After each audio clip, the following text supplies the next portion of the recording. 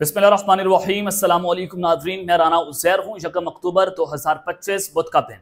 नाज़रीन काम आलमी मंजरनामे में ख़तरनाक तरीन तब्दीलियाँ जब से इसराइल और गज़ा की जंगबंदी के हवाले से खबरें चल रही हैं और अब्राहम एकॉर्ड की बात हो रही है कि पाकिस्तान जो है वो इस एकॉर्ड का हिस्सा बनने जा रहा है। बहुत सारे सवालात उठ रहे थे कि जब से वज़ीर आज़म शहबाज शरीफ की ट्वीट सामने आती है कि हमने ट्रंप के 20 नुकाती प्लान जो है उसका खैर मकदम किया है। बहुत सारे सवालात उठ रहे थे, बहुत सारे लोग जो हैं वो हैरान हो गए, परेशान हो गए कि क्या पाकिस्तान इसराइल को तस्लीम करने जा रहा है, जो एक नाजायज रियासत के तौर पर हम इसको देखते हैं। हमारे बानियान जो है उनका फैसला कि हम कभी 2 स्टेट सोल्यूशन की तरफ नहीं जाएंगे। अगर हम जाएंगे तो वो 1967 से पहले वाला नक्शा होगा।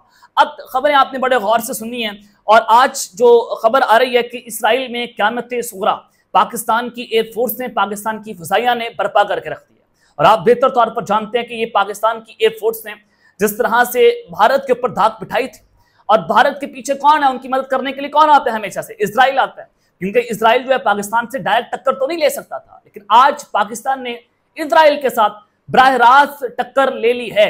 पाकिस्तान के जंगी त्यारे, उनकी हंगामी प्रवासें देखी गई हैं। उसकी वजूहात क्या हैं, बड़ी इंपॉर्टेंट डिटेल्स आपके सामने रखनी है कि कतर के जो हवाई अड्डे हैं उनका कंट्रोल भी पाकिस्तान की फ़ज़ाइया के पास आ चुका है। अब आप परेशान हो रहे होंगे कि जनाब अल उदैद एयरबेस मिडल ईस्ट की सबसे बड़ी एयरबेस है जो अमेरिका ने बनाई हुई है और वहां पर अमेरिकी फौजी हैं, लेकिन पाकिस्तान ने सऊदी अरब के बाद कतर का जो है वो हवाई अड्डे संभाली। ये क्या खबर आ रही है, इस हवाले से मुकम्मल डिटेल्स आपको बतानी है कि खेल किस जानिब जाता हुआ दिखाई दे रहा है। लेकिन आगे बढ़ने से पहले आप सबसे मेरी दरख्वास्त कि चैनल को लाजमी सब्सक्राइब कर लें, बेल आइकन को दबा दें, आने वाली तमाम तरह अपडेट्स आपकी खिदमत में बर वक्त पेश होती रहें। नाज़रीन, डोनाल्ड ट्रंप के 20 नुकाती प्लान के ऊपर बात हो रही थी कि हमास जो है उनको वहां से निकाला जाएगा। उस पर सब राजी हो गए कि ठीक है, लेकिन जो सबसे आम सवाल था कि जो फ़लस्तीन की रियासत है वो जब अमेरिका की ज़ेर निगरानी तमाम इंफ्रास्ट्रक्चर वहां पर बन जाएगा और वहां पर पहले आर्जी हुकूमत कायम होगी जो आलमी निगरानी में बनाई जाएगी, और फिर जो अरब और इस्लामी ममालिक की फोर्सेस होंगी वो मिलकर गज़ा की सिक्योरिटी को संभालेंगी। लेकिन तब तक जो है वो इसराइल की फौज गैर मुय्यना मुद्दत तक वहां से इनखला करती रहेगी। ये उस प्लान के चीदा नकात हैं जो मैंने आपके सामने रखे हैं और मैं बहुत सारी डिस्कशन इस पर कर चुका हूं। लेकिन हमास का इस पर रद्द अमल क्या था वो बड़ा इंपॉर्टेंट है। अब इंटरनेशनल मीडिया जो रिपोर्टिंग कर रहा है कि हमास ने अमेरिकी सदर के गज़ा प्लान में तरमीम का मुतालबा कर दिया।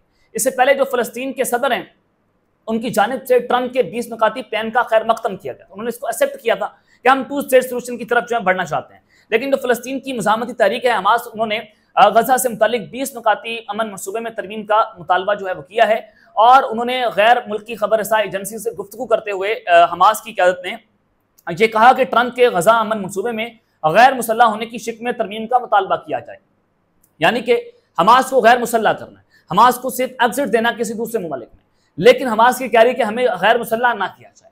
और गैर मुल्की खबर रसाई एजेंसी के मुताबिक, मैं खुद से रिपोर्ट नहीं कर रहा, मैं इंटरनेशनल मीडिया की खबर आपके सामने रख रहा हूँ कि हमास के मुज़ाकरातकारों ने गुज़िश्ता रोज़ दोहा में तुर्क, मिस्री और कतरी हुकाम के साथ बातचीत की है और फ़लस्तीनी ज़राए के मुताबिक हमास कुछ शिकों में तरमीम करना चाहती है। हमास इसराइल के मुकम्मल इनखला और रहनुमाओं के फ़लस्तीन के अंदर या बाहर कत्ल ना किए जाने की बैनुल-अक़वामी ज़मानतें चाहती है कि जनाब अगर ये इनखला होता है हमास इसराइल का मुकम्मल तौर पर, तो उनके रहनुमाओं को ना मुल्क के अंदर कत्ल किया जाए ना मुल्क से बाहर कत्ल किया जाए। सबसे पहले उसकी सिक्योरिटी जो है वो दी जाए। और फिर इजराइल ने यह भी कहा कि हमास को जवाब देने के लिए ज़्यादा से ज़्यादा 2 या 3 दिन दरकार हैं, और ये यानी कि उनको कहा गया था कि आपके पास 2-3 दिन है और अगर आप इसको तस्लीम नहीं करेंगे, नेतन्याहू की जानिब से धमकी दी गई थी, तो फिर हम आपका वो होशर नशर करेंगे कि आपका वजूद जो है वो सफाई हस्ती से मिटा देंगे।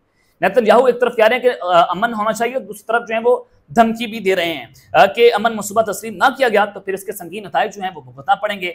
अब ये सारी चीज़ें मैंने आपके सामने जनाब रख दी, लेकिन वहीं पर पाकिस्तान के ऊपर सवालात उठ रहे थे।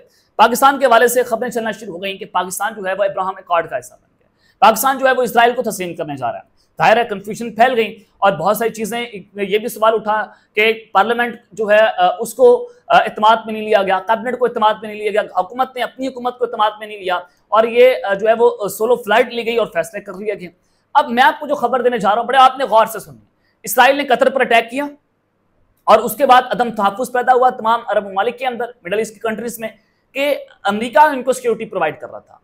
अब उस सारी सिचुएशन में जब इसराइल ने कतर पर अटैक किया, फौरी तौर पर पाकिस्तान और सऊदी अरब के दरमियान दिफाई डील हुई और उसमें कहा गया कि सऊदी अरब पर हमला, पाकिस्तान पर हमला तस्वुर किया जाएगा और अगर पाकिस्तान पर हमला होता तो सऊदी अरब पर हमला तस्वर किया जाएगा। उसके बाद पाकिस्तान की फौज वहां पर पहुंची है, 1500 के करीब फौजी पहुंच गए हैं, 30,000 से ज्यादा फौजी वहां पर तैनात होंगे और वहां पर मुख्तलिफ हमारे missile JF-17 thunder PL-15 missile वहां पर तैनात हो रहे हैं।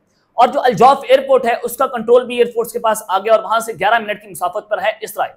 अब मैं आपको खबर दे रहा था, मैंने आपको बताया था पिछले 2 दिन के व्लॉग में कि पाकिस्तान जो है वो अब कतर के साथ मिलकर भी हवाई अड्डे बनाएगा और सऊदी अरब के साथ मिलकर सऊदी अरब में हवाई अड्डे बनाए जाएंगे।